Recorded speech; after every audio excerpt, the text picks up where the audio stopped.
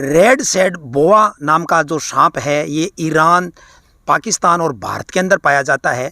यह सांप काफ़ी शर्मीला होता है और इस सांप की अंतर्राष्ट्रीय स्तर पर तस्करी होती है, करोड़ों में इसकी कीमत बताई जाती है।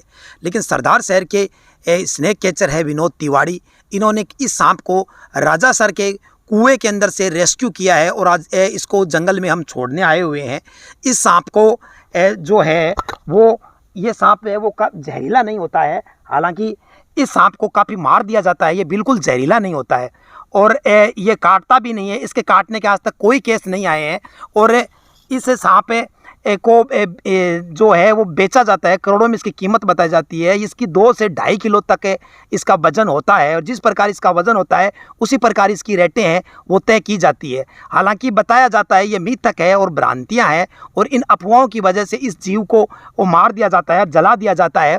इस के बारे में बताया जाता है कि ये है वो सेक्स वर्धक ताकत देता है और बीमारियां भी ठीक हो जाती है। हालांकि ऐसा कुछ नहीं है, उसके बावजूद भी इस सांपों को मारा जा रहा है और इस सांप को है वो भारत के अंदर है वो संरक्षित सांपों की श्रेणी के अंदर देखा गया है। इसको हम जंगल में है वो विनोद जी तिवारी रेस्क्यू करने आए हुए हैं और फर्स्ट इंडिया की टीम भी इसको रेस्क्यू करने साथ आई है। इस खबर के माध्यम से हम बताना चाहते हैं इस प्रकार के सांपों को मारे नहीं, ये बिल्कुल नुकसान नहीं पहुँचाते हैं, इनको छोड़ दिया जाए।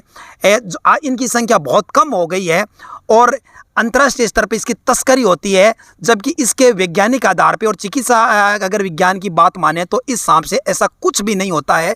इसके बावजूद भी इसकी तस्करी हो रही है, इसको मारा जा रहा है, ऐसा कतई नहीं किया जाना चाहिए। विनोद जी तिवारी अब इसको जंगल में रेस्क्यू करने आए हुए हैं और ये काफ़ी है वो दुर्लभ जाति का सांप है जो रेगिस्तानी इलाकों में पाया जाता है। ईरान, पाकिस्तान और भारत के क्षेत्रों के अंदर ये पाया जाता है। ये छोटे मोटे कीड़ों और जीवों को, कीट पतंगों को खाकर अपना जीवन यापन करता है और इंसान के खाने की इसकी अभी तक है कोई केस सामने नहीं आया है और ये काफ़ी शर्मीला जीव है।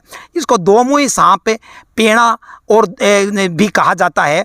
इसका जो सांप है ये दोमुहा सांप है, इसलिए कहा जाता है कि इसके जो पूंछ और मुंह का जो आकार है वो एक जैसा होता है। इस वजह से और इस पर जब खतरा होता है तो ये दोनों जो मुंह है और पूंछ एक साथ उठा लेता है ताकि ये अपने जो शिकार को है वो धोखा देकर अपनी जान बचा सके। चूरू